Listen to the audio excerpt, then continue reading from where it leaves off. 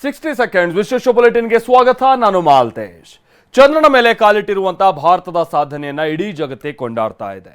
ಇತ್ತ ಚಂದ್ರನ ಅಂಗಳಕ್ಕೆ ಕಾಲಿಟ್ಟಿರುವಂತಹ ರೋವರ್ ಕಾರ್ಯಾಚರಣೆಯನ್ನ ಆರಂಭಿಸಿದೆ. ರೋವರ್ ಮೊದಲ ಫೋಟೋವನ್ನ ಇಸ್ರೋ ಶೇರ್ ಮಾಡಿದ್ದು ಎಲ್ಲರನ್ನೂ ನಿಬ್ಬೆರಗಾಗಿಸಿದೆ. ಬಾಹ್ಯಾಕಾಶ ಕ್ಷೇತ್ರದಲ್ಲಿ ಭಾರತ ಹೊಸ ಇತಿಹಾಸ ಸೃಷ್ಟಿ ಮಾಡಿದ್ದು ಸಂಭ್ರಮ ಮುಗಿಲು ಮುಟ್ಟಿದೆ. ಚಂದ್ರನ ದಕ್ಷಿಣ ಧ್ರುವದಲ್ಲಿ ಲ್ಯಾಂಡ್ ಆಗಿರುವಂತಹ ವಿಕ್ರಮ್ ಲ್ಯಾಂಡರ್ ಒಳಗಿದ್ದ ಪ್ರಜ್ಞಾನ್ ರೋವರ್ ಹೊರಗೆ ಹೆಜ್ಜೆ ಇಟ್ಟಿದ್ದು ಕಾರ್ಯಾಚರಣೆ ಶುರು ಮಾಡಿದೆ. ಪ್ರಜ್ಞಾನ್ ರೋವರ್ ಫೋಟೋವನ್ನ ಲ್ಯಾಂಡರ್ ಕ್ಲಿಕ್ಕಿಸಿದೆ. ವಿಕ್ರಮ್ ಲ್ಯಾಂಡರ್ ತೆಗೆದ ಚಿತ್ರವನ್ನ ಇಸ್ರೋ ರಿಲೀಸ್ ಮಾಡಿದೆ.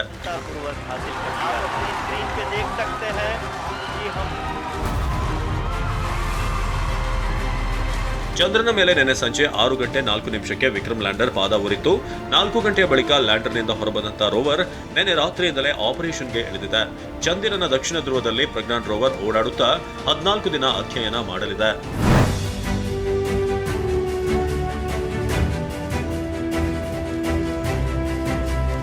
ಇಸ್ರೋ ಮಹತ್ವದ ಸಾಧನೆ ಮಾಡಿದ್ದು ದೇಶದಾದ್ಯಂತ ಸಂಭ್ರಮ ಆಚರಿಸಲಾಗುತ್ತಿದೆ. ಇನ್ನೊಂದು ಕಡೆ ಚಂದ್ರನ ಅಂಗಳದಲ್ಲಿನ ರಹಸ್ಯಗಳನ್ನ ಪ್ರಜ್ಞಾನ್ ರೋವರ್ ಕಳಿಸಲಿದೆ. ಶೀಘ್ರದಲ್ಲೇ ಚಂದ್ರನ ಬಗ್ಗೆ ಮತ್ತಷ್ಟು ಮಾಹಿತಿ ಸಿಗುತ್ತೆ ಅಂತ ಇಸ್ರೋ ಟ್ವೀಟ್ ಮಾಡಿದೆ. ಇಡೀ ಜಗತ್ತು ಇಂದು ಭಾರತದತ್ತ ಕಣ್ಣರಳಿಸಿ ನೋಡುತ್ತಿದೆ.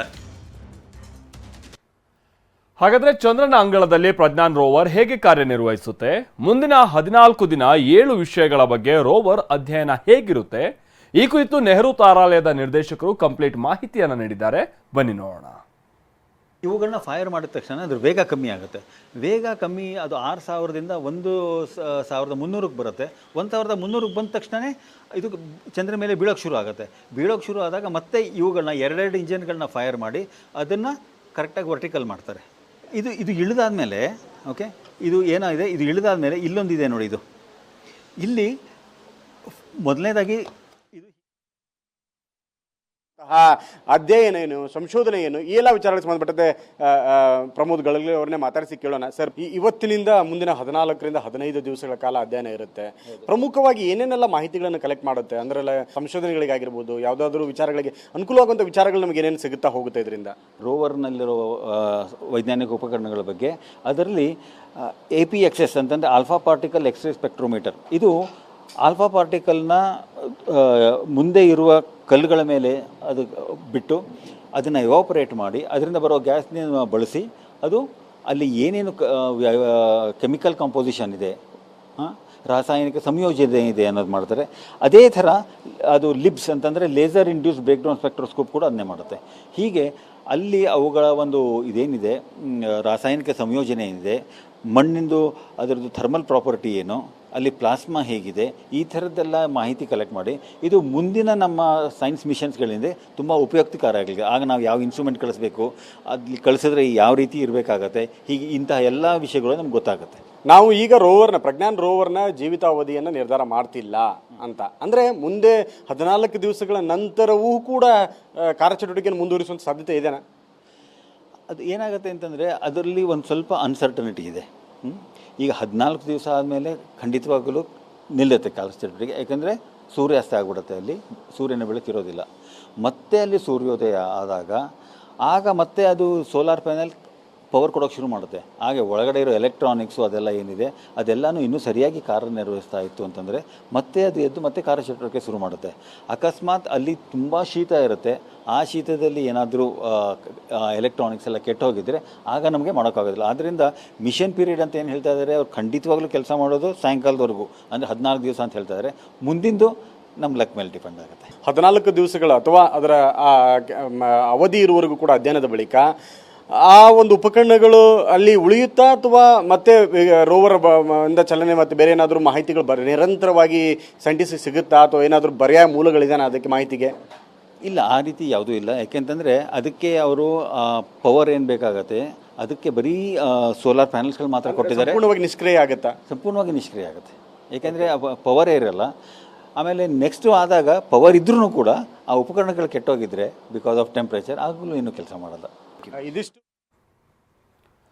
ಇನ್ನು ಇಸ್ರೋ ಸಾಧನೆಯನ್ನ ಇಡೀ ಜಗತ್ತೇ ನಿಬ್ಬೆರಗಾಗಿ ನೋಡ್ತಾ ಇದೆ. ಚಂದ್ರನ ಮೇಲೆ ಕಾಲಿಡೋದಕ್ಕೆ ಸಕ್ಸಸ್ ಆಗಿರುವಂತಹ ಇಸ್ರೋ ವಿಜ್ಞಾನಿಗಳು ಸಿಎಂ ಸಿದ್ದರಾಮಯ್ಯ ಆ ವಿಜ್ಞಾನಿಗಳಿಗೆ ಶಾಬಾಸ್ ಗಿರಿಯನ್ನು ಕೊಟ್ಟಿದ್ದಾರೆ. ಇನ್ನು ಸೋನಿಯಾ ಗಾಂಧಿ ಅವರು ಕೂಡ ಪತ್ರ ಬರೆದು ಶುಭ ಕೋರಿದ್ದಾರೆ. ಹಾಗೆ ಮುಂದಿನ ತಿಂಗಳು ವಿಶೇಷ ಸಮಾರಂಭವೊಂದನ್ನು ಆಯೋಜಿಸಿ ವಿಜ್ಞಾನಿಗಳಿಗೆ ಸನ್ಮಾನ ಮಾಡೋದಕ್ಕೆ ಸರ್ಕಾರ ನಿರ್ಧರಿಸಿದೆ. ಚಂದ್ರನ ಅಂಗಳದಲ್ಲಿ ಭಾರತ ವಿಜಯ ಪತಾಕೆ ಹಾರಿಸಿದೆ. ಬೆಂಗಳೂರಿನಲ್ಲಿರುವ ಪೀಣ್ಯದ ISTRAC ಕೇಂದ್ರಕ್ಕೆ ಸಿಎಂ ಸಿದ್ದರಾಮಯ್ಯ ಭೇಟಿ ನೀಡಿದ್ದಾರೆ. ಚಂದ್ರಯಾನ 3 ಯಶಸ್ವಿ ಆಗಿದ್ದಕ್ಕೆ ಇಸ್ರೋ ಅಧ್ಯಕ್ಷರು ಮತ್ತು ವಿಜ್ಞಾನಿಗಳಿಗೆ ಸಿಎಂ ಸಿದ್ದರಾಮಯ್ಯ ಅಭಿನಂದನೆ ಸಲ್ಲಿಸಿದ್ರು. ಅಲ್ಲದೆ ಚಂದ್ರನ ಮೇಲೆ ಲ್ಯಾಂಡರ್ ಲ್ಯಾಂಡಿಂಗ್ ಬಗ್ಗೆ ವಿಜ್ಞಾನಿಗಳಿಂದ ಸಂಪೂರ್ಣ ಮಾಹಿತಿ ಪಡೆದುಕೊಂಡ್ರು. ಚಂದ್ರನ ಅಂಗಳಕ್ಕೆ ಇಳಿಯುವಲ್ಲಿ ವಿಕ್ರಮ್ ಲ್ಯಾಂಡರ್ ಯಶಸ್ವಿ ಆಗಿರೋದು ಎಲ್ಲರ ಹುಬ್ಬೇರುವಂತೆ ಮಾಡಿದೆ. ಚಂದ್ರಯಾನ 3ರ ಯಶಸ್ವಿಗೆ ಸೋನಿಯಾ ಗಾಂಧಿ ಪತ್ರದ ಮೂಲಕ ಅಭಿನಂದನೆ ಸಲ್ಲಿಸಿದ್ರು. ಇಸ್ರೋ ಅಧ್ಯಕ್ಷ ಸೋಮನಾಥ್ರಿಗೆ ಪತ್ರ ಬರೆದಿರುವ ಸೋನಿಯಾ, ಅದ್ಭುತ ಸಾಧನೆಯಿಂದ ರೋಮಾಂಚನಗೊಂಡಿದ್ದೇನೆ, ಎಲ್ಲ ಭಾರತೀಯರಿಗೆ, ಯುವ ಪೀಳಿಗೆಗೆ ಅತ್ಯಂತ ಹೆಮ್ಮೆ ಅಂತ ಹೇಳಿದ್ದಾರೆ. ಬಾಹ್ಯಾಕಾಶ ಕ್ಷೇತ್ರದಲ್ಲಿ ಹೊಸ ಇತಿಹಾಸ ಬರೆದಿರುವ ಇಸ್ರೋ ಕಾರ್ಯಕ್ಕೆ ಎಲ್ಲರೂ ಶಹಬ್ಬಾಸ್ ಹೇಳ್ತಿದ್ದಾರೆ. ನಿನ್ನೆ DCM DK ಕೂಡ ಇಸ್ರೋ ವಿಜ್ಞಾನಿಗಳಿಗೆ ಅಭಿನಂದನೆ ಸಲ್ಲಿಸಿದ್ರು. ಇಸ್ರೋ ಮತ್ತಷ್ಟು ಸಾಧನೆ ಮಾಡಲಿ ಅಂತ ಎಲ್ಲರೂ ಶುಭ ಕೋರಿದ್ದಾರೆ. ಇನ್ನು ಚಂದ್ರಯಾನ 3 ಯಶಸ್ವಿಯಾಗಿದ್ದಕ್ಕೆ ಇಸ್ರೋ ಅಧ್ಯಕ್ಷ ಸೋಮನಾಥ್ ದೇಶದ ಜನರಿಗೆ ಧನ್ಯವಾದವನ್ನ ಹೇಳಿದ್ದಾರೆ. ದೇಶದ ಜನ ಪೂಜೆ ಪುನಸ್ಕಾರ ಮಾಡಿದ್ರು, ಇದರಿಂದಲೇ ಚಂದ್ರಯಾನ 3 ಸಾಕಾರಗೊಂಡಿದೆ. ಇದಕ್ಕೆ ನಾವು ಚಿರಋಣಿಯಾಗಿದ್ದೀವಿ ಅಂತ ಇಸ್ರೋ ಅಧ್ಯಕ್ಷರು ಧನ್ಯವಾದ ಹೇಳಿದ್ದಾರೆ. पहले भी और आप भी हमारे वेरी कंटेंटेड है, हम वेरी जॉयफुल है कि हमको ये मिशन सक्सेसफुल बन सका. सो इसलिए हम we are grateful to everybody for contribution, prayers, your blessings. सबके लिए हम हार्दिक शुभकामनाएं आपको आपसे. Chandrayaan 2 to 3. So we had problem in Chandrayaan 2 about the soft landing, so we learned lessons from that. इसके बाद हमने जो चेंजेस चाहिए तो चंद्रयान 3 में चाहिए, सो उसमें कई नए इंस्ट्रूमेंट्स डाला है. सॉफ्टवेयर तो रगड़ बनाया है, उन्हें कई हंड्रेड्स ऑफ टेस्ट हमने किया. सो इस सब टेस्ट और मॉडिफिकेशंस के बारे हमने इसी बार हमने फेलियर का चांस कम हुआ था. ಇನ್ನು ಇಸ್ರೋ ಚಂದ್ರನ ಮೇಲೆ ಪಾದ ಊರಿದ ಬಳಿಕ ಮತ್ತಷ್ಟು ಯೋಜನೆಗಳನ್ನ ಹಾಕಿಕೊಂಡಿದೆ. ಅದರಲ್ಲೂ ಸೂರ್ಯನ ಅಂಗಳಕ್ಕೆ ಬಾಹ್ಯಾಕಾಶ ನೌಕೆಯನ್ನ ಕಳಿಸೋದ್ರ ಬಗ್ಗೆ ಇಸ್ರೋ ಅಧ್ಯಕ್ಷರು ಸುಳಿವನ್ನ ಕೊಟ್ಟಿದ್ದಾರೆ. ಜೊತೆಗೆ ಶುಕ್ರನ ನೆಲಕ್ಕೂ ಕಾಲಿಡೋದಕ್ಕೆ ಪ್ಲಾನ್ ಮಾಡಲಾಗಿದೆ. ಚಂದ್ರನ ಮೇಲೆ ಕಾಲಿಟ್ಟಿರೋ ಭಾರತ ಮೈಲಿಗಲ್ಲು ಸ್ಥಾಪಿಸಿದೆ. ಚಂದ್ರಯಾನ 3 ಯಶಸ್ವಿ ಬಳಿಕ ಇಸ್ರೋ ಮತ್ತೊಂದು ದೊಡ್ಡ ಯೋಜನೆಗೆ ಕೈ ಹಾಕೋ ಸುಳಿವು ನೀಡಿದೆ. ಮಿಷನ್ ಚಂದ್ರಯಾನ ಬೆನ್ನಲ್ಲೇ ಸೂರ್ಯಯಾನಕ್ಕೂ ಪ್ಲಾನ್ ಮಾಡಲಾಗಿದೆ. ಸೂರ್ಯನ ಅಧ್ಯಯನಕ್ಕೂ ಇಸ್ರೋ ತಯಾರಿ ನಡೆಸಿದೆ ಎನ್ನಲಾಗಿದೆ. ಚಂದ್ರಯಾನ 3 ಯಶಸ್ವಿಯ ಖುಷಿಯಲ್ಲಿರೋ ಇಸ್ರೋ ಆದಿತ್ಯ L1 ಯೋಜನೆಗೆ ರೂಪುರೇಷೆ ಸಿದ್ಧಪಡಿಸಿದೆ. ಸೌರ ವೀಕ್ಷಣಾಲಯ ಮಿಷನ್ ಅಡಿ ಆದಿತ್ಯ L1 ಲಾಂಚ್ ಮಾಡೋ ಬಗ್ಗೆ ಇಸ್ರೋ ಅಧ್ಯಕ್ಷರು ಸುಳಿವನ್ನ ನೀಡಿದ್ದಾರೆ. ಸೂರ್ಯಯಾನ ಯೋಜನೆ ಆದಿತ್ಯ L1 ಲಾಂಚ್ ಬಗ್ಗೆ ಕೇಂದ್ರ ಸರ್ಕಾರದ ಮುಂದೆಯೂ ಇಸ್ರೋ ಪ್ರಸ್ತಾವನೆ ಇಟ್ಟಿದೆ. ಇಷ್ಟೇ ಅಲ್ಲ, ಪ್ರಧಾನಿ ಮೋದಿಯವರ ಅಮೃತ್ ಕಾಲ್ ಕನಸಿನಂತೆ ಯೋಜನೆಯನ್ನ ರೂಪಿಸಿದ್ದು ಸೆಪ್ಟೆಂಬರ್ ಮೊದಲ ವಾರದಲ್ಲಿ ಆದಿತ್ಯ L1 ಉಡಾವಣೆಯಾಗೋ ಸಾಧ್ಯತೆ ಇದೆ. ಮುಂದಿನ ದಿನಗಳಲ್ಲಿ ಶುಕ್ರನ ಅಂಗಳಕ್ಕೂ ತಲುಪಲು ಪ್ಲಾನ್ ಮಾಡಲಾಗಿದೆ. ಗಗನಯಾನ ಮಿಷನ್ ಭಾಗವಾಗಿ ಶುಕ್ರಯಾನಕ್ಕೆ ಬ್ಲೂ ಪ್ರಿಂಟ್ ರೆಡಿ ಮಾಡಿರೋ ಬಗ್ಗೆ ಇಸ್ರೋ ಅಧ್ಯಕ್ಷ ಸೋಮನಾಥ್ ಅವರು ಸುಳಿವು ನೀಡಿದ್ದಾರೆ. ಹೀಗೆ ಇಸ್ರೋ ಮುಂದಿನ ಯೋಜನೆಗಳ ಬಗ್ಗೆ ಅಧ್ಯಕ್ಷ ಸೋಮನಾಥ್ ಮಾಹಿತಿಯನ್ನ ಕೊಟ್ಟಿದ್ದಾರೆ. ಸೂರ್ಯಯಾನ ಉಡಾವಣೆ ಮಾಡುವ ಬಗ್ಗೆ ಹೇಳಿಕೊಂಡಿದ್ದಾರೆ. ಇದರ ಜೊತೆಗೆ ಗಗನಯಾತ್ರೆ ಬಗ್ಗೆನೂ ಕೂಡ ಮಾಹಿತಿಯನ್ನ ಹಂಚಿಕೊಂಡಿದ್ದಾರೆ. Aditya is a mission to Sun. It is getting ready and it is just ready for launch. First week of September it will be launched, and after that it will be launched. It will travel for many days to reach the L1 point.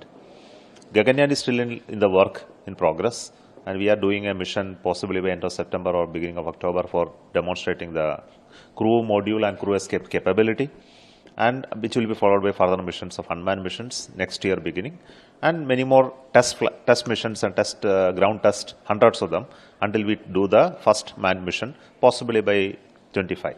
Aditya is a mission to ಇನ್ನು BRICS ಶೃಂಗದಲ್ಲಿ Chandrayaan 3 ಯಶಸ್ಸನ್ನ ಪ್ರಧಾನಿ ನರೇಂದ್ರ ಮೋದಿ ಅವರು ಕೊಂಡಾಡಿದ್ದಾರೆ. ಭಾರತಕ್ಕೆ ಇದು ಹೆಮ್ಮೆಯ ವಿಚಾರ, ಇಡೀ ಜಗತ್ತೇ ಭಾರತವನ್ನ ಅಭಿನಂದಿಸ್ತಾ ಇದೆ ಅಂತ ಪ್ರಧಾನಿ ಹೇಳ್ಕೊಂಡಿದ್ದಾರೆ. ನಿಮ್ಗೆ ಗೊತ್ತಿರೋ ಹಾಗೆ ಸೌತ್ ಆಫ್ರಿಕಾದಲ್ಲಿ ಬ್ರಿಕ್ಸ್ ಶೃಂಗಸಭೆ ನಡೀತಾ ಇದೆ.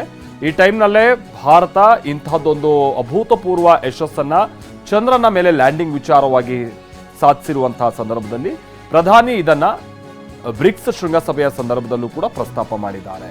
ಚಂದ್ರನ ದಕ್ಷಿಣ ಧ್ರುವದಲ್ಲಿ ಲ್ಯಾಂಡರ್ ಸಾಫ್ಟ್ ಲ್ಯಾಂಡಿಂಗ್ ಆಗಿದೆ. ಇದು ಭಾರತದ ಯಶಸ್ಸು, ಕೇವಲ ಭಾರತದ ಯಶಸ್ಸು ಅಲ್ಲ, ಇದು ಜಗತ್ತಿನ ವಿಜ್ಞಾನಿಗಳ ಯಶಸ್ಸು ಅಂತಾನೂ ಕೂಡ ಪ್ರಧಾನಿ ಕೊಂಡಾಡಿದ್ದಾರೆ. भारत के चंद्रयान ने चांद के दक्षिण ध्रुव पर सॉफ्ट लैंडिंग की।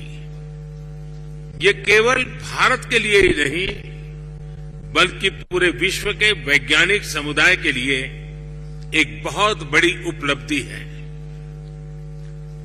और जिस क्षेत्र में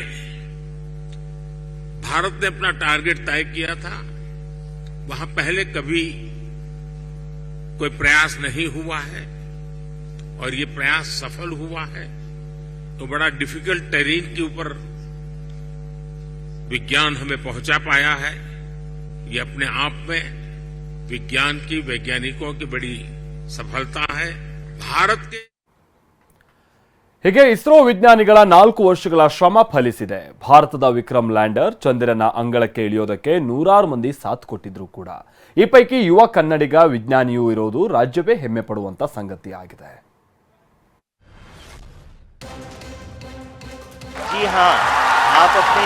ಭಾರತದ ವಿಕ್ರಮ್ ಲ್ಯಾಂಡರ್ ನಿನ್ನೆ ಯಶಸ್ವಿಯಾಗಿ ಚಂದ್ರನ ಅಂಗಳದ ಮೇಲೆ ಕಾಲಿಟ್ಟಿದೆ. ಇಸ್ರೋ ಯಶಸ್ಸಿನ ಹಿಂದೆ ಕನ್ನಡದ ವಿಜ್ಞಾನಿಗಳ ಪಾಲು ಇದೆ. ಇಸ್ರೋದ ಚಂದ್ರಯಾನ 3 ತಂಡದಲ್ಲಿ ವಿಜಯಪುರದ ಅಭಿಷೇಕ ದೇಶಪಾಂಡೆ ಇದ್ದಾರೆ. ಹೆಮ್ಮೆಯ ಕನ್ನಡಿಗ TV9 ಜೊತೆ ಮಾತನಾಡಿ ಸಂತೋಷ ಹಂಚಿಕೊಂಡ್ರು. 10 ನಿಮಿಷದಲ್ಲಿ ಕೆಲಸ ಅಲ್ಲ ಇದು.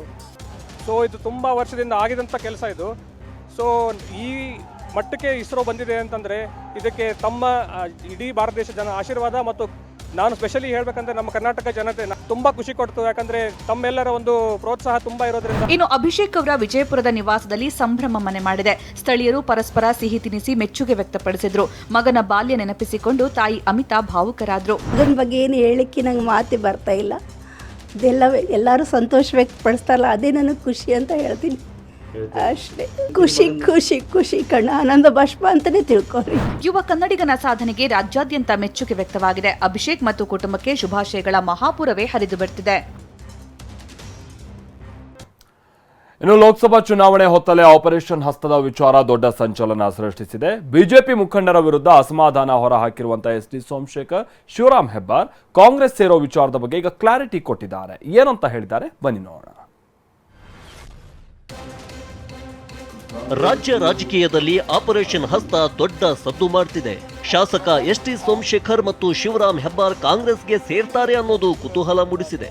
ಆದ್ರೆ ಈ ಬಗ್ಗೆ ಬಿಜೆಪಿಯ ಶಾಸಕ SD ಸೋಮಶೇಖರ್ ಸ್ಪಷ್ಟನೆ ನೀಡಿದ್ದಾರೆ. ನಾವು ಯಾವುದೇ ಕಾರಣಕ್ಕೂ ಬಿಜೆಪಿ ಬಿಟ್ಟು ಹೋಗಲ್ಲ, ನಾನು ಲೋಕಸಭೆಗೆ ಹೋಗುವ ಇಚ್ಛೆಯೂ ಇಲ್ಲ ಅಂತ ಹೇಳಿದ್ದಾರೆ. At present I am BJP MLA. ನಾನು ಪ್ರತಿ ಪಂಚಾಯತಿಯಲ್ಲೂ ಹೇಳ್ಕೊಬರ್ತಾಯಿದ್ದೆ ಎಲ್ಲೂ ಹೋಗೋದಿಲ್ಲ ಅಂತೇಳಿ. ಈಗ ಮತ್ತೆ ಶುರು ಮಾಡ್ಕೊಂಡಿದ್ದಾರೆ ನೋಡಿ. ಅವತ್ತು ಹೇಳ್ತಾ ಇದ್ದೀನಿ 100% ಲೋಕಸಭಾ ಕ್ಷೇತ್ರಕ್ಕೆ ಹೋಗ್ತಕ್ಕಂಥ ಹುಚ್ಚು ನನಗಿಲ್ಲ. ಇನ್ನೊಂದು ಕಡೆ ಶಾಸಕ ಶಿವರಾಮ್ ಹೆಬ್ಬಾರ್ ಕೂಡ ಪ್ರತಿಕ್ರಿಯೆ ನೀಡಿದ್ದಾರೆ. ಬಿಜೆಪಿ ಬಿಡುವ ಯಾವ ನಿರ್ಧಾರವನ್ನು ನಾನು ಕೈಗೊಂಡಿಲ್ಲ. ಸದ್ಯ ನಾವು ಮಾತನಾಡಲ್ಲ, ಸಮಯ ಬಂದಾಗ ಎಲ್ಲವನ್ನ ತಿಳಿಸ್ತೇವೆ ಅಂತ ಅಡ್ಡಗೋಡೆ ಮೇಲೆ ದೀಪ ಇಟ್ಟಂತೆ ಶಾಸಕ ಹೆಬ್ಬಾರ್ ಹೇಳಿದ್ದಾರೆ. ನಮಗೆ ಯಾವುದನ್ನ ಯಾವಾಗ ಹೇಳಬೇಕು ಅಂತೇಳಿ ನಾವೇನು ಹೊಸಬರಲ್ಲ. ಯಾವಾಗ ಯಾವುದನ್ನ ಹೇಗೆ ಹೇಳಬೇಕು ಹೇಳ್ತೀವಿ. ಹೇಳೋ ಕಾಲ ಬಂದಿರ್ತಾನೆ ಹೇಳಿ. ಹಾಗೆ ಆಪರೇಷನ್ಗೆ ಕೈ ಹಾಕಿರುವಂತಹ ಕಾಂಗ್ರೆಸ್ ಪಡೆ ಸದ್ದಿಲ್ಲದೆ ಆಪರೇಷನ್ ಮುಂದುವರೆಸಿದೆ. ಕಾಂಗ್ರೆಸ್ ಪರ್ಮನೆಂಟ್ ಸೀಟು ಇಲ್ಲಿಗೆ ಬರೋದು ಹೋಗೋದು ಮಾಡಿದ್ರೆ ಅವ್ರ ನಾಯಕತ್ವಕ್ಕೆ ಧಕ್ಕೆ ಅಂತ DK ಶಿವಕುಮಾರ್ ಹೇಳಿದ್ದಾರೆ. ಕಾಂಗ್ರೆಸ್ ಪಾರ್ಟಿ ಬಸ್ಸು ರೈತರ ಒಂದ್ಸತಿ ಹತ್ತಿ ಕೂತ್ಕೊಂಡ ಮೇಲೆ ಪರ್ಮನೆಂಟ್ ಆಗಿ ಇರಬೇಕು.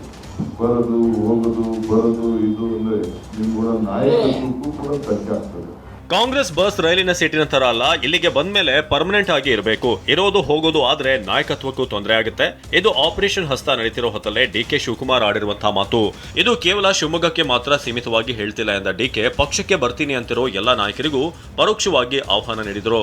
ನಾನು ಇದನ್ನ ಬರೀ ಶಿವಮೊಗ್ಗದವ್ರು ಮಾತಾಡ್ತಾ ಇಲ್ಲ, ಇಡೀ ರಾಜ್ಯದ ಜನತೆಗೆ, ನಮ್ಮ ಕಾರ್ಯಕರ್ತರಿಗೆ ನಾನು ಈ ವಿಚಾರವನ್ನ, ಈ ಸಂದೇಶವನ್ನ ತಿಳಿಸ್ತಾ ಇದ್ದೇನೆ. ನಾಯಕರಾದವರು ಅಧಿಕಾರ ಬರ್ಲಿ ಬಿಡ್ಲಿ, ಇದ್ರೆ ಗೌರವವಿರುತ್ತೆ ಅಂದ್ರು. ಈ ಮೂಲಕ ಪಕ್ಷ ಬಿಟ್ಟು ಜಂಪಿಂಗ್ ಮಾಡೋರಿಗೆ ಟಕ್ಕರ್ ಕೊಟ್ರು. ಅಲ್ಲದೆ ನದಿ ನೀರು ಸಮುದ್ರಕ್ಕೆ ಸೇರಬೇಕು, ಪಕ್ಷ ಬಿಟ್ಟು ಹೋದವರು ಪಕ್ಷಕ್ಕೆ ವಾಪಸ್ ಬರಲೇಬೇಕು ಅಂದ್ರು. ಹೋದ್ರು ಕೂಡ ಈ ಸಮುದ್ರದ ನೀರಿದೆಯಲ್ಲ, ಒಳ್ಳೆ ನೀರು ಸಮುದ್ರಕ್ಕೆ ಸೇರಲೇಬೇಕು. ಈ ಸಮುದ್ರನೇ ಇನ್ನು ಜೆಡಿಎಸ್ ಶಾಸಕರನ್ನ ಸೆಳೆಯೋದಕ್ಕೆ ಕಾಂಗ್ರೆಸ್ ಮತ್ತೊಂದು ಕಡೆ ಪ್ರಯತ್ನ ಪಡ್ತಾ ಇದೆ. ಇದರ ಜೊತೆಗೇನೆ ಕಾವೇರಿ ನದಿ ನೀರು ವಿಚಾರಕ್ಕೆ ಸಂಬಂಧಪಟ್ಟಂಗೆ ಈ ಜೆಡಿಎಸ್ ಶಾಸಕರ ವಿಚಾರವಾಗಿ, ಯಾಕಂದ್ರೆ ಸಮೃದ್ಧಿ ಮಂಜುನಾಥ್ ಅವರು ಕೂಡ ಈ ವಿಚಾರವಾಗಿ ಪ್ರಸ್ತಾಪ ಮಾಡಿದ್ದಾರೆ, ನನಗೂ ಆಫರ್ ಬಂದಿತ್ತು ಅನ್ನುವ ಸಂಗತಿಯನ್ನ. ಇನ್ನು ಕಾವೇರಿ ನದಿ ನೀರು ವಿಚಾರವಾಗಿ ಗಮನಿಸೋದಾದ್ರೆ ನೀರು ಹೆಚ್ಚುವರಿಯಾಗಿ ಬಿಡ್ತಾ ಇರುವಂತಹ ವಿಚಾರವಾಗಿ ಬಹಳ ಪ್ರತಿಭಟನೆಗಳು ಹೆಚ್ಚಾಗ್ತಾ ಇದೆ. ಇದರ ನಡುವೆ ಸರ್ವಪಕ್ಷ ಸಭೆ ಕರೆದಿದ್ದಂತಹ ಸರ್ಕಾರ ಇದೀಗ ಸುಪ್ರೀಂ ಕೋರ್ಟ್ನಲ್ಲಿ ತಮಿಳುನಾಡು ಸರ್ಕಾರದ ವಿರುದ್ಧ ಕಾನೂನು ಸಮರವನ್ನ ಸಾರ್ತಾ ಇದೆ. ಇತ್ತ ರಾಜ್ಯದ ರೈತರ ಹಿತ ಕಾಪಾಡೋದಕ್ಕೆ ನಾವೆಲ್ಲ ಬದ್ಧ ಅಂತ ಡಿಸಿಎಂ ಹೇಳಿದ್ದಾರೆ. ರಾಜ್ಯದಲ್ಲಿ ಕಾವೇರಿ ಕಿಚ್ಚು ಜೋರಾಗಿದೆ. ಕಾವೇರಿಯ ಕೊಳ್ಳದ ಸ್ಥಿತಿಗತಿಯನ್ನ ಅಫಿಡವಿಟ್ ಮೂಲಕ ತಿಳಿಸಿದೆ. ಜಲವರ್ಷದಲ್ಲಿ ತಮಿಳುನಾಡಲ್ಲಿ 69 ಟಿಎಂಸಿ ನೀರು ಸಂಗ್ರಹವಾಗಿತ್ತು. ಕರ್ನಾಟಕ ಆಗಸ್ಟ್ 22ರವರೆಗೆ 26 ಟಿಎಂಸಿ ನೀರು ಹರಿಸಿದೆ ಅಂತ ಕರ್ನಾಟಕ ಸುಪ್ರೀಂ ಕೋರ್ಟ್ನಲ್ಲಿ ಅಫಿಡವಿಟ್ ಸಲ್ಲಿಸಿದೆ. 96 ಟಿಎಂಸಿ ನೀರು ತಮಿಳುನಾಡು ಬಳಿ ಸಂಗ್ರಹವಾಯಿತು. ಸದ್ಯ ತಮಿಳುನಾಡು 21 ಟಿಎಂಸಿ ನೀರಿದೆ ಎಂದು ಹೇಳ್ತಿದೆ. ತಮಿಳುನಾಡಲ್ಲಿ 1.85 ಲಕ್ಷ ಎಕರೆಗೂ ಮೀರಿ ಕುರುವೈ ಬೆಳೆ ಬೆಳೆದಿದೆ. ಅಲ್ಲದೆ ಹೆಚ್ಚು ಪ್ರದೇಶದಲ್ಲಿ ಕುರುವೈ ಬೆಳೆದು ಅಗತ್ಯಕ್ಕಿಂತ ನೀರನ್ನ ಬಳಸುತ್ತಿದ್ದಾರೆ. ತಮಿಳುನಾಡಲ್ಲಿ ಕುರುವೈ ಬೆಳೆಗೆ 32 ಟಿಎಂಸಿ ನೀರು ಬೇಕಾಗಿದೆ. ತಮಿಳುನಾಡು ಈಗ 22 ಟಿಎಂಸಿ ನೀರು ಬಳಕೆ ಮಾಡಿಕೊಂಡಿದೆ. ಬಾಕಿ 9.83 ಟಿಎಂಸಿ ಸೆಪ್ಟೆಂಬರ್ ಅಂತ್ಯದವರೆಗೂ ಬಳಸಬಹುದು. ಇದು ನ್ಯಾಯಾಧೀಕರಣದ ಆದೇಶ ಉಲ್ಲಂಘನೆ ಎಂದು ವಾದ ಮಾಡಿದೆ. ಅಫಿಡವಿಟ್ನಲ್ಲಿ ತಮಿಳುನಾಡು ವಿರುದ್ಧ ಆರೋಪ ಮಾಡಲಾಗಿದೆ.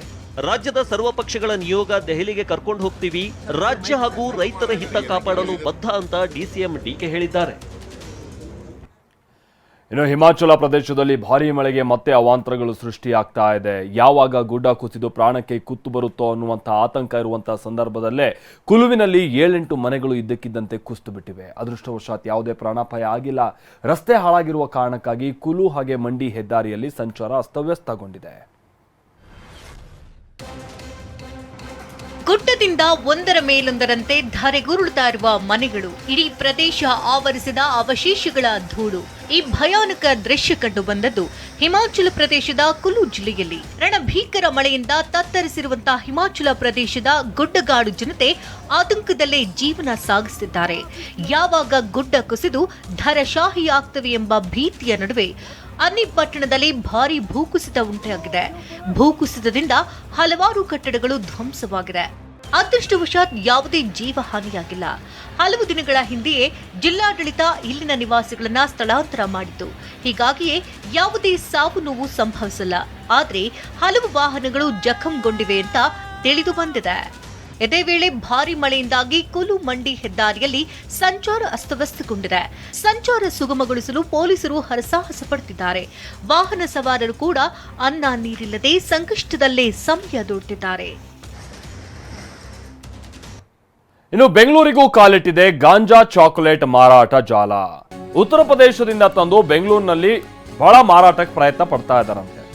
ಸ್ವಲ್ಪ ದಿನಗಳ ಹಿಂದೆ ಮಂಗಳೂರಿನಲ್ಲಿ ಇದೇ ರೀತಿಯಾಗಿ ಬಾಂಗೋ ಅಥವಾ ಈ ತರದ ಏನೇನೋ ಚಾಕ್ಲೇಟ್ಗಳನ್ನೆಲ್ಲ, ಈ ಅಮಲು ಬರುವಂತ ಪದಾರ್ಥ ಇರುವಂತ ಚಾಕ್ಲೇಟ್ಗಳನ್ನೆಲ್ಲ ಸೀಸ್ ಮಾಡಿದ್ರಲ್ಲ, ಅದೇ ರೀತಿಯಾಗಿ ಮಹಾಕಾಲ್, ಆನಂದ್, ಚಾರ್ಮಿನಾರ್ ಅಂತ ಏನೇನೋ ಹೆಸರುಗಳ ಒಂದಷ್ಟು ಚಾಕ್ಲೇಟ್ಗಳು, ಸುಮಾರು 6 ಲಕ್ಷ ರೂಪಾಯಿ ಮೌಲ್ಯದ ಗಾಂಜಾ ಚಾಕ್ಲೇಟ್ಗಳನ್ನು ವಶಕ್ಕೆ ಪಡೆಯಲಾಗಿದೆ. 50 ರೂಪಾಯಿಗೆ 3 ಚಾಕ್ಲೇಟ್ ಅನ್ನ ಮಾರಾಟ ಮಾಡ್ತಾ ಇದ್ರಂತೆ ಖದೀಮರುಗಳು. ಅಂಗಡಿಯಲ್ಲಿ ಇಟ್ಕೊಂಡು ಮಾರಾಟಕ್ಕೆ ಪ್ರಯತ್ನ ಪಡ್ತಾ ಇದ್ರು. ಆ ವ್ಯಕ್ತಿಯ ಬಂಧನ ಆಗಿದೆ. ರೈಲಿನ ಮುಖೇನವಾಗಿ ಸಾಗಾಟ ಮಾಡಿ ಬೆಂಗಳೂರಿನಲ್ಲಿ ಇವುಗಳನ್ನ ಮಾರಾಟ ಮಾಡ್ತಾ ಇದ್ರಂತೆ. ಆರ್ಎಂಸಿ ಯಾರ್ಡ್ ಪೊಲೀಸರಿಂದ ಓರ್ವ ಆರೋಪಿಯ ಬಂಧನ ಆಗಿದೆ. ಆರೋಪಿ ಶಮೀಮ್ ಅಖ್ತರ್ ಖಾಕಿ ಬಲೆಗೆ ಬಿದ್ದಿದ್ದಾನೆ. 3 ಪರಾರಿಯಾಗಿದ್ದಾರೆ. ಸಂಜಯ್, ಗೋವಿಂದ, ವಿನೋದ್ ನಾಪತ್ತೆ ಆಗಿರುವಂತ ಮಂದಿ. ತಗಲಾಕೊಂಡಿರುವಂತ ವ್ಯಕ್ತಿ ಶಮೀಮ್ ಅಖ್ತರ್. ನೋಡಿ, ಇವೇ ಚಾಕ್ಲೇಟ್ಗಳು. ಮೊದಲೇ ಹೇಳಿದಾಗೆ ಈ ಮಂಗಳೂರಿನಲ್ಲೆಲ್ಲ ಮೊನ್ನೆ ಇದೇ ರೀತಿಯಾದಂಥ ಚಾಕ್ಲೇಟ್ಗಳನ್ನೆಲ್ಲ ಸೀಸ್ ಮಾಡಿದ್ರು. ಈ ಅಮಲು ಬರುವಂಥ ಪದಾರ್ಥಗಳನ್ನು ಮಿಕ್ಸ್ ಮಾಡಿ ಈ ಚಾಕ್ಲೇಟ್ಗಳನ್ನು ತಯಾರಿಸ್ತಾರೆ ಅನ್ನುವಂಥದ್ದು ಇರುವಂಥ ಮಾಹಿತಿ. ಈಗ ಅದು ಈ ಗಾಂಜಾ ಚಾಕ್ಲೇಟ್ಗಳು ಅಂತಲೂ ಕೂಡ ಈ ಕಾಲೇಜ್ಗಳ ಬಳಿಯೆಲ್ಲ ಇದನ್ನು ಮಾರಾಟ ಭಾಳ ಜಾಸ್ತಿ ಆಗ್ತಾ ಇದೆ ಅನ್ನುವಂಥದ್ದು ಮಾಹಿತಿ. ಈ ಕಾರಣಕ್ಕಾಗಿಯೇ RMC ಯಾರ್ಡ್ ಪೊಲೀಸರು ಇದನ್ನೆಲ್ಲ ರೇಡ್ ಮಾಡಿದ್ದಾರೆ. ಸುಮಾರು ಲಕ್ಷಾಂತರ ರೂಪಾಯಿ ಮೌಲ್ಯದ ಈ ಥರದ ಚಾಕ್ಲೇಟ್ಗಳನ್ನು ವಶಕ್ಕೆ ಪಡೆಯಲಾಗಿದೆ. ಇನ್ನು ಬೆಂಗಳೂರಿನಲ್ಲಿ ವರಮಹಾಲಕ್ಷ್ಮಿ ಹಬ್ಬಕ್ಕೆ ಖರೀದಿ ಭರಾಟೆ ಜೋರಾಗಿದೆ. KR ಮಾರುಕಟ್ಟೆಯಲ್ಲಿ ಜನರಿಂದ KR ಮಾರುಕಟ್ಟೆ ಗಿಜಿಗುಡ್ತಾ ಇದೆ. ಮಾರುಕಟ್ಟೆಯಲ್ಲಿ ಹೂ ಹಣ್ಣಿನ ರೇಟ್ ಕೇಳಿ ಜನ ದಂಗಾಗ್ತಾ ಇದ್ದಾರೆ. KR ಮಾರ್ಕೆಟ್ನಲ್ಲಿ ಹೂ ಹಣ್ಣಿನ ವ್ಯಾಪಾರ ಜೋರಾಗಿದೆ. ಹಬ್ಬದ ಸಂಭ್ರಮದಲ್ಲಿದ್ದವರಿಗೆ ತಟ್ಟಿದಂತಹ ಬೆಲೆ ಏರಿಕೆಯ ಬಿಸಿ ತಟ್ಟಿದೆ. ಹಬ್ಬಕ್ಕೆ ಬೇಕಾದಂತಹ ಹೂ ಹಣ್ಣುಗಳ ದರ ಬಲು ದುಬಾರಿಯಾಗಿದೆ.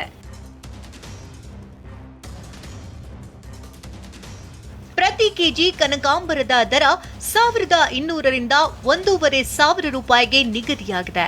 ಹಾಗೆಯೇ ಮಲ್ಲಿಗೆಗೆ 600ರಿಂದ 800 ರೂಪಾಯಿ, ಗುಲಾಬಿಗೆ 150ರಿಂದ 200 ಹಾಗೂ ದೊಡ್ಡ ಹೂವಿನ ಹಾರ 300ರಿಂದ 500 ರೂಪಾಯಿಗೆ ಮಾರಾಟವಾಗುತ್ತದೆ.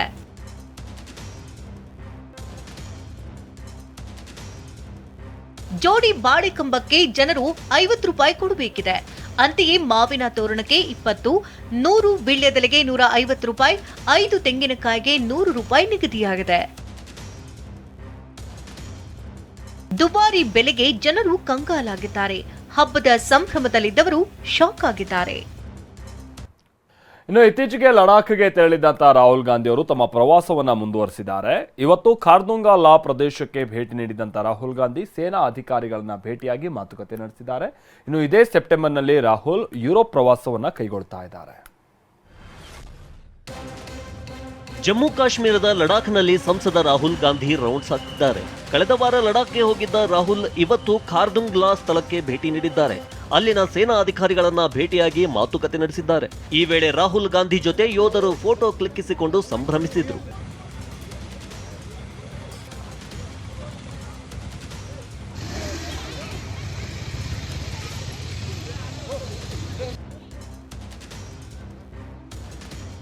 ಇನ್ನು ಲಡಾಖ್ ಪ್ರವಾಸದ ಬಳಿಕ ರಾಹುಲ್ ಗಾಂಧಿ ಯುರೋಪ್ ಪ್ರವಾಸ ಕೈಗೊಳ್ಳಲಿದ್ದಾರೆ ಎಂದು ಹೇಳಲಾಗಿದೆ.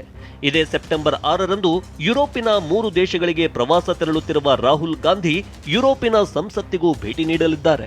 ಸೆಪ್ಟೆಂಬರ್ 7ರಂದು ಬ್ರಸೆಲ್ನಲ್ಲಿ ಯುರೋಪಿನ ಶಾಸಕರ ಜೊತೆ ರಾಹುಲ್ ಸಭೆ ನಡೆಸಲಿದ್ದಾರೆ.